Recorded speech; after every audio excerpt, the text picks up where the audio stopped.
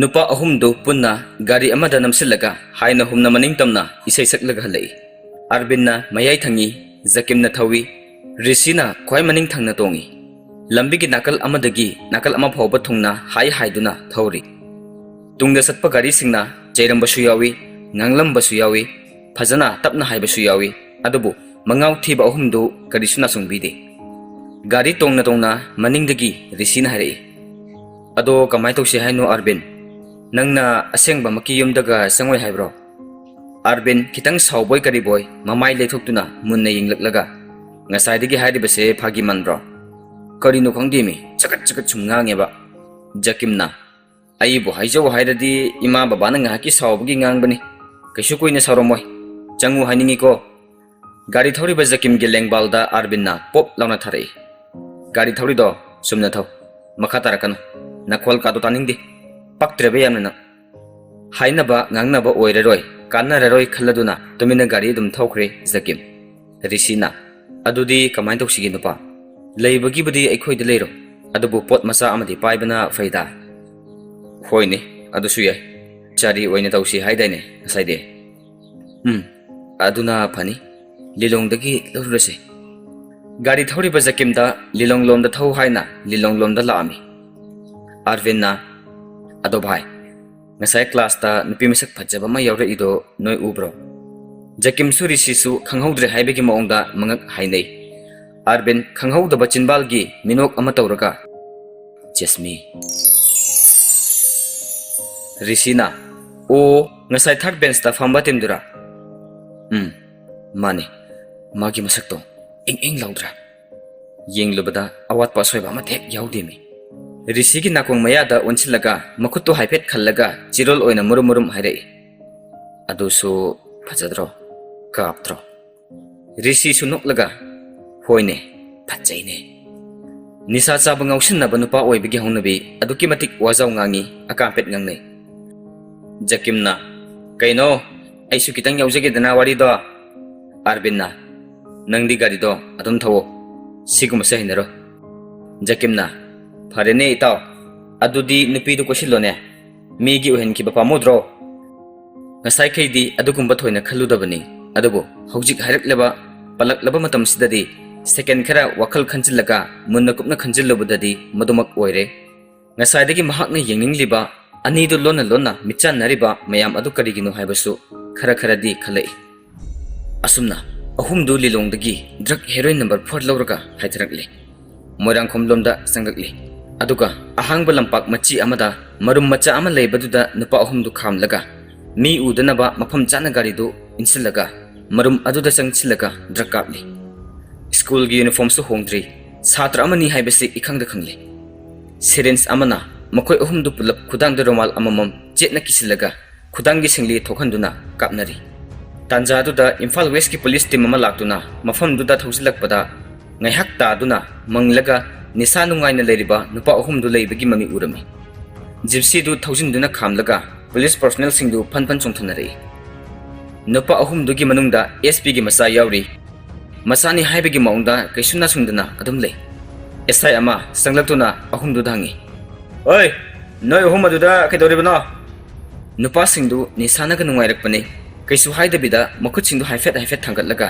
khazai waida khoro khotlaga manglaga le SI adu akoi bada leriba sing adu haifet yenglubada thangnaba nakal amada syringe amaga packet plastic macha amaga taraga leibadu uraga nupa singdugi masak singdu ururaga munna khangai herei oi nakhoi kana no khalo ahum se station bro noy amana gari se toro furniture asi hairaga SI adu mahaki gypsy room da sangkre constable ani ahum sangla aga khara kalapna herei oi habulu Karisu na sungdraba ahumdugi maungda sauduna khudang singdu tap pairaga khangching chingkhalakpada ahumdu pulap hagule school suti tharba phawba mayumda hange de haidraga nisa jasundana sidaga doribno ha noidi station da satkadaba ai chalo asi hairaga haifet chingba horakpada Arvin khangyan yali ngai ko noi aise kanano khangbra constable aduso angang adugi kalap hairakpa khonduna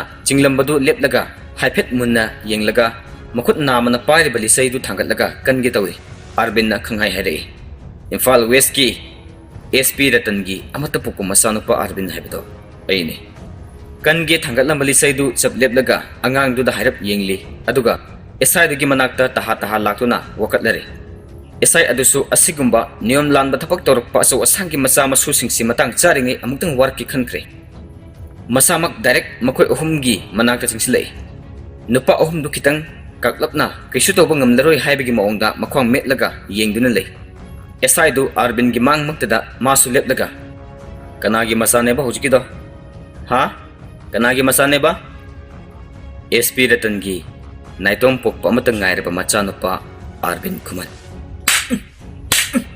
Kangra SP ki macha you idiot Nabanisho Kangra sir asayo Nakoy gumbana aso wasangi masani haiduna karisu litana uniform set liba singa se bosi tabiyabra mashida sunate atuk angang oriba nakoyna nasana set liba school uniform adugi arthasu ngakna satpangam mapana leiba kitabak puraga mayai ka ba nisa thingnanaba akanba awareness pangthuktana department ki miyoi khuding makta order tawri aduga nakoyna asiguma thabaksi tawrabadi mising mikhai naidana phabata maramdi nangi napa adugi hukumda nisa sabu khudingmak phawhan hukum thokli aduna nakushu phabata hoi law asumna wahai kharasi hairaga Arvin gi khudang do tak paraga singlaga gypsy tamna purukli constable sing aduna su miyoi ani do pharga station tamna purukli makhoi ohum adusu handakti karimata khumkidre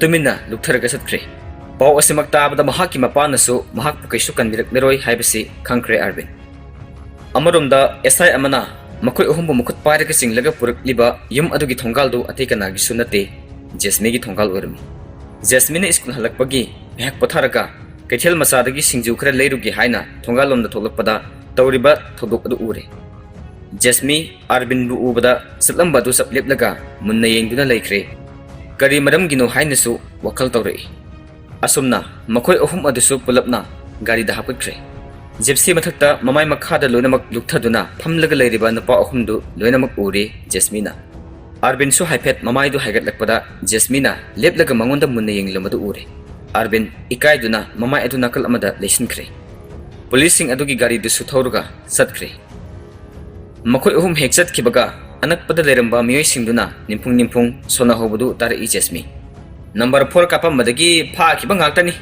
haujikan gi angang singse hendiam henmallabani khara warak pasu faida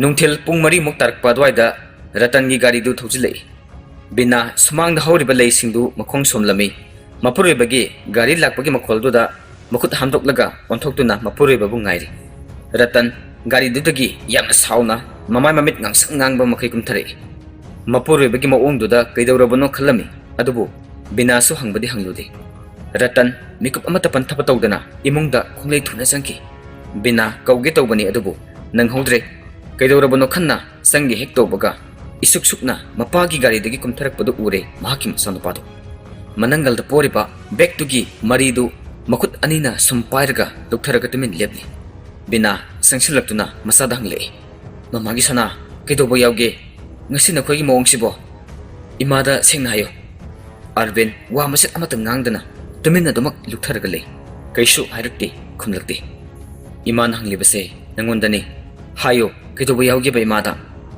Maral leba misak amana kaidonungda masagi maral puthogane khumoi mama hangmada pakhum phangloi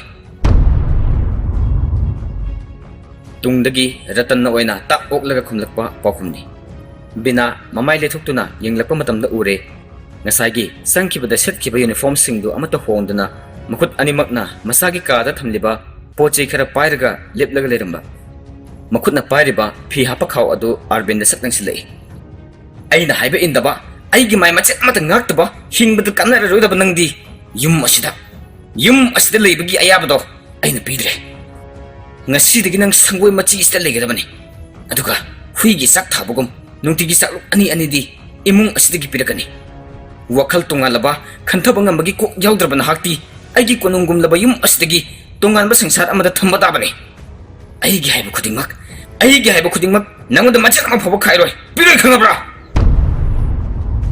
asumna sauna hairam laga amuk imung na sangkre. Bina handakti mapuri babu oina tanakre.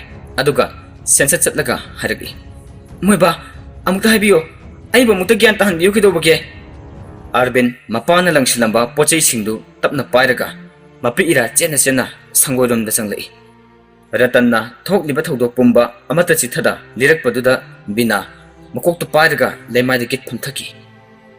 Aigi ichabu yu churup biri thakpadagi hendoktana adugumbasu. Bina kapahori Ratan na aigi isamakna asukna tawani haibase aigi wakhalgi wangmadane.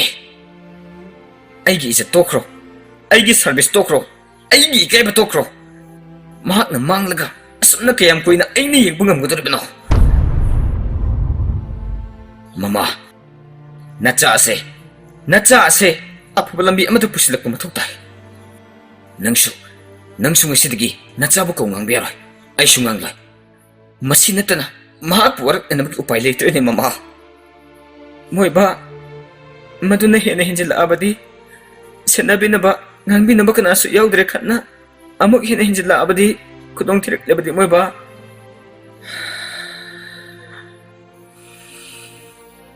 Ngasidagi mahak tu school chatpada thenna mabu lawna ba driver ama thamba tabani. Maduna pumnamaktagi hena faboygani kupna senahangani. Getasu aina security sing haigi. Aikhoigi ayaba yaudana mapalda thokanganu haina. Binaga Ratan gadu yengnarei. Arvin thawai nungaitana kapli tawna mahaki pochai singdu tapna pulap pusilaga sangoi machiduda thami. Leibak phak ama hanna tharaga mathakta mompaktu tha ukhong singduda yopi khara yesilaga phirol singdu yananaba senlami. Lairiki table duna khuya oirapna thai triple apakpa aduna mahakna leinanaba ka matek adu kosilaga khanjili. Center sabsana bulb ama yantharaga thali. Pumnamak sema saba loiraga phamung aduda mahak long hipthai. Ngasai makai wakhalda nungairamdaba mayam adu hojiktada loinamak kauthokre. Chinbalda haifet nokphet tawraga sinadum pareda sinabahina nungairi. Phone paikhatlaga mahakki marup singduda message thai. Aidi tongan chare bhai ahumdu pulap thabak leitaba midem ngakta oibana message singdu phat hannarei. Risina kaidawre nupa Jakimna tongan chaba lairi noi na pana totpidro.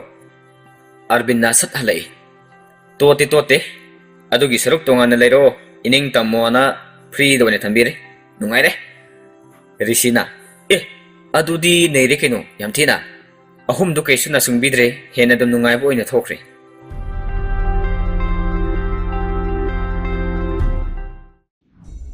Mathangi nimittu Arvin na school chatnaba thoklakpada gate ta security duna thokhande.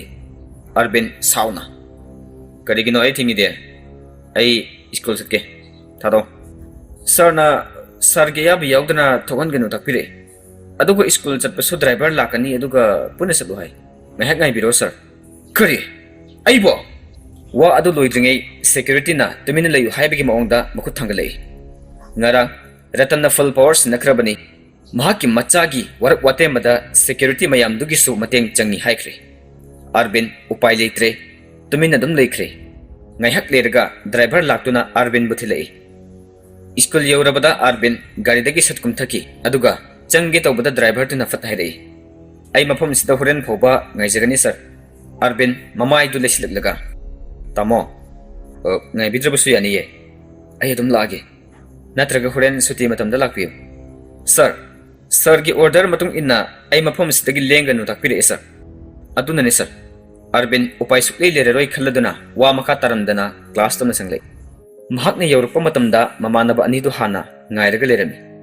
Jasmine su Arvin changlakpa duda munna yengli. Mahakna yengli basisu khuyeng amani karigumba expression amata uthoktana yengbani. Arvin su Jasmine bu haifet mamituna pairap yenglami aduga changsillaga mamanaba anidagi manakta phami. Jasmine ngarangi thodok aduba ningsingduna mathanta mamittu tapna usillaga wakhal phathajei. Asengbagi oina mahakna Arvin bu uzaba mikuptuda nungsiba phawjikibani. Adubu mahaki nungsiba adu angawbu oibagira lamhenbu oibagira pukning phajinba ngamdri. Adumak mikup khudeng yengningli. Ngarangi phatraba thodok aduna magi wakhal da songlakpa nungsibagi mayol adu thintahale. Arvin na lakpaga mahaki marup mayamduna wa panghangda hangi. Arvin sumagi thokpa adum khummi. Mamit adudi Jasmi da adumak hek yengli haiba yai. Adubu Jasmi di yenglakidre hanna fawba ngaranga manaba maong amata uba pangkidre. Aigi ngarang thokiba thoduktuda mahak swakal honglibra. Natraga aibu tukutjaribra. Wakal asikan nakana Arvin class yauri. Ozana takliba para adu mahak ngahakta tade tumina wakal amada manglagale. Risina kuning nakpathile. Arvin ikhang-khangna satyinglai. Risina manakong mayada sirol tore. Churup chingningi yauri bo. Arvin manglom da haipet yengi. Oza adu board lomdo onsilaga physics ki electromagnetism kana takli. Arvin tapna khumlai. Nasai leibagi masai ama yorumni. Kari churu. Total secret ni. Risi piru haibagi maongda makuting thorai. Jakim su ururabra pakat na harai. As sarna mu ukidna pani ko. Uroi mechanism holisibu. Risi na dex makada paktharaka surup tu singi Jakim na mekit kheli. Ahumdu fat lanaraga round suna thaknari. Risi ga Jakim gana thakpaloiraga Arvinda amuk pirai. Arvin su tapna lauraga khut ani gi karakta chaplaga amuk anirak chingi. Last bench ta famlaga toribadu CCTV dagi principal na loina muk urami. Principal do sauna magi room dagi fuk hagotlaga Arvin hogi classroom tamna laami. Ahumdudi khanglaroi uraroi matagum churupka lanaraga thakli. Jasmi su Arvin bu ahan bu ukiba nimittagi magi thamoi da nungsiba phawkibani. Yenglaroi khanba su ngamdi yengningba phorei. Ozana larik taklingai Roji amadi kripagi karaktagi lona huralaga yenglakpani. Mahak hek yenglakpaga Arvin na dex makada pakthaduna churup chinglaga lerambadu hek urure. Madu ubada Jasmi amuka henna pinglaukre. Nungshina yenglamba mityengdu sauningbagi mityenglomda onthorokle. Suktuklaga amutang yenglamlaga khanglei lethorei. Mabuk ningda asumnasu khalei. Aina khanjariba nungsijaruriba siga nangna doktoroi siga aduk chakhotaba aduk ngausinaba. Oza amana classroom da para taklingai. Ngasidagi nangi wakal kautuklabani. Amuk hanasu khallara. Khandanabasu hotnaragani. Haizabagi wani magi maithongda nungaitabagi mami ama tarakli. Penjadabagi ningamdabagi mami ni. Mitlu mahaksu pirangna tapna ihaurakli. Wakal si kautuknaba hotnabada takliba lariklomda pukning chingsinnaba yamna kanna hotnajari.